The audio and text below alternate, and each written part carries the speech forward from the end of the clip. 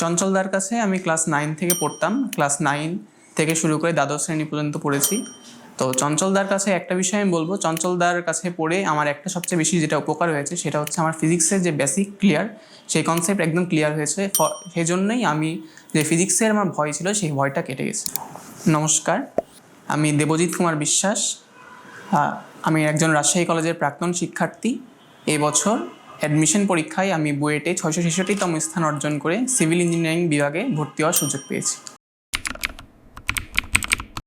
Class 9-10-এর খবর আমি আসলে জানতাম না চঞ্চলদা পড়ায়। আমি জানতাম চঞ্চলদা শুধুমাত্র ইন্টারমিডিয়েট পড়ায়। তো আমার এক দাদা, সেও এখন বর্তমানে বুয়েটে পড়ছে, আমার 1 বছরের সিনিয়র।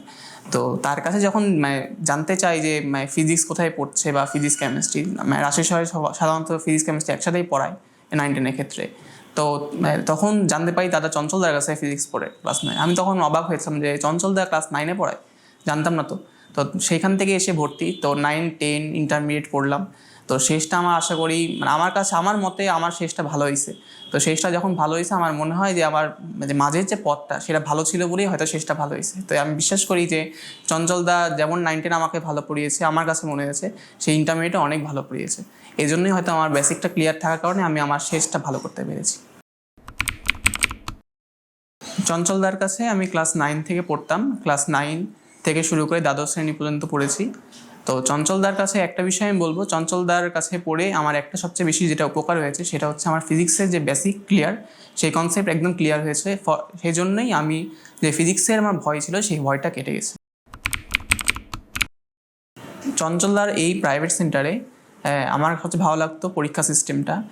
দাদা আমার কাছে যেটা মনে হয়েছে, খুব বেশি পরীক্ষাও নিতেন না, আবার যে খুব কম তাও নিতেন না। যেটা প্রয়োজনীয় একটা ছাত্রের জন্য সেটা নিতেন। প্রতি সপ্তাহে দাদা যা পড়াতো সেই অধ্যায়ের উপর, টপিকের উপর প্রতি সপ্তাহে একটা করে পরীক্ষা হতো। এবং পাশাপাশি যে ওই অধ্যায়টা শেষ হয়ে গেলে সেই অধ্যায়ের উপর একটা বোর্ড ভিত্তিক যে পরীক্ষা বা সিকিউ রিলেটেড সেটা একটা পরীক্ষা হতো একাডেমিকের জন্য। এবং পাশাপাশি অ্যাডমিশন রিলেটেড একটা পরীক্ষা হতো মেডিকেল, ভার্সিটি প্লাস ইঞ্জিনিয়ারিংয়ের জন্য। এই জন্য আমাদের একাডেমিকের পাশাপাশি আমার কাছে মনে হয় আমি অ্যাডমিশনও এই ক্ষেত্রে এগিয়েছিলাম।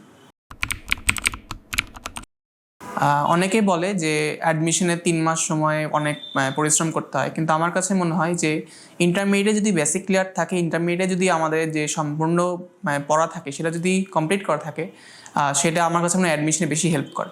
যেমন আমি বিশেষ করে আমার চঞ্চলদার কাছে যেভাবে পড়ছি ইন্টারমিডিয়েট লাইফে বা একাডেমিক সময়, এর ফলে আমার বেসিকটা ভালো ক্লিয়ার ছিল। এবং আমি অ্যাডমিশনের সময় আমাকে এক্সট্রা করে আর কোনো নতুন বেসিক শিখতে হয়নি। আমি রিভিশন দিতাম আর পরীক্ষা দিতাম।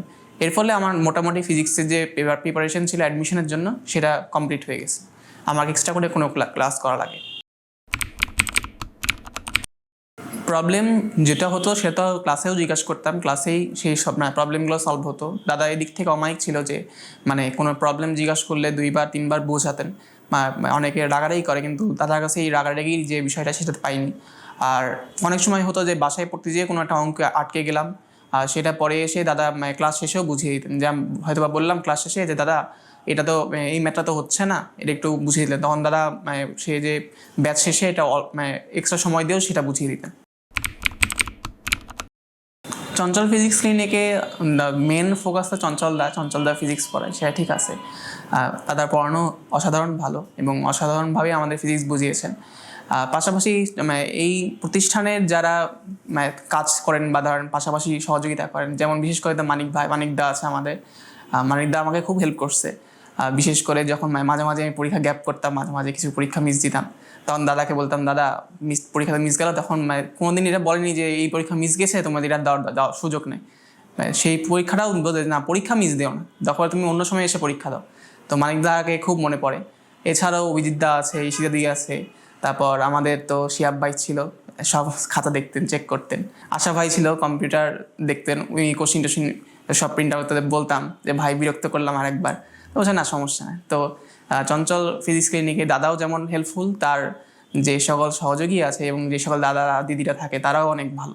তো তাদের সবারই আশীর্বাদ পেয়ে হয়তো আমি আজকে এত আসতে পেরেছি। আমি মনে করি আমার ক্ষেত্রে যেটা ঘটছে, আমি মনে করি যে কোনো কঠিন পরীক্ষাতে নিজের উপর বিশ্বাস রাখতে হবে এবং রেগুলারিটি মেনটেন করতে হবে। যে আমার যে জুনিয়র ভাইরা আছে, আমি সবসময় তাদের একটা কথাই বলবো যে তুমি প্রতিদিন যে অনেক পড়তে হবে এমন ফ্যাক্ট না, কিন্তু তুমি প্রতিদিন অল্প অল্প করে পড়ো, দেখবা পরে তোমার সেটা আর নিজেকে চাপ লাগবে না। তুমি যেটা যদি পড়াগুলো জমিয়ে রাখো তখন দেখবে একবারে অনেকটা বোঝা লাগবে। তুমি প্রতিদিন অল্প অল্প করো, 3-4 ঘন্টাও তুমি রেগুলার পড়ো, আমার মনে হয় ইন্টারমিডিয়েটের পড়া কভার হয়ে যাওয়ার কথা। তো আমি তোমাদের একটাই উপদেশ দিব যে শিক্ষকদের কথা মেনে চলো, যা বলবেন তারা অনেক অভিজ্ঞ, তাদের কথা মেনে চললে আশা করি তোমাদের কোনো বিপদ হবে না। তার তোমরা যে কঠিন পথটা অ্যাডমিশন নামক থাকে বা একাডেমিক ইন্টার লাইফে, সে আর আরামেই পার করতে পারবে এবং তোমাদের রেগুলারিটি মেনটেন করবে, নিজে পড়াটা বুঝিয়ে নেবে, যেটা বুঝতে পারবে না অবশ্যই সে শিক্ষক দ্বারা বুঝিয়ে নেবে। আর চঞ্চল দাদা বলাই যাবে না, চঞ্চল দাকে তো তুমি যে সমস্যা বলো, সমস্যা আশা করি থাকার কথা না চঞ্চল দার কাছে পড়লে, তবুও তুমি যেটা সমস্যা থাকবে সেটা তুমি সলভ করে নেবে। তোমাদের একটা কথাই বলবো, নিজের উপর বিশ্বাস রাখ, নিজের উপর বিশ্বাসটা কখনো ভঙ্গ করবে না। সৃষ্টিকর্তাকে ডাকবে, সৃষ্টিকর্তার প্রতি যে কৃতজ্ঞতা শেষ প্রকাশ করবে বা আমাকে শ্রদ্ধা করবে এবং শিক্ষকদের কথা মেনে চলবে, আশা করি তোমরা ভালো করবে। চঞ্চলদাকে দিন অনেক বললাম, চঞ্চলদাকে সবাই তোমরা সাপোর্ট করো এবং আমি একটা নতুন জীবন বলতে কি নতুন একটা দিনের শুরু হচ্ছে, তা আমার জন্য তোমরা আশীর্বাদ করো। আর যারা বড়রা কেউ দেখবেন অবশ্যই আমার জন্য দোয়া করবেন এবং ছোটরা যারা থাকবে তোমাদের জন্য যেমন শুভকামনা থাকবে, তোমরা আমার জন্য একটু আশীর্বাদ করো যেন আমি এই নতুন দিনটা যেন ভালো মতো শুরু করতে পারি। এটা বলেই শেষ করতেছি।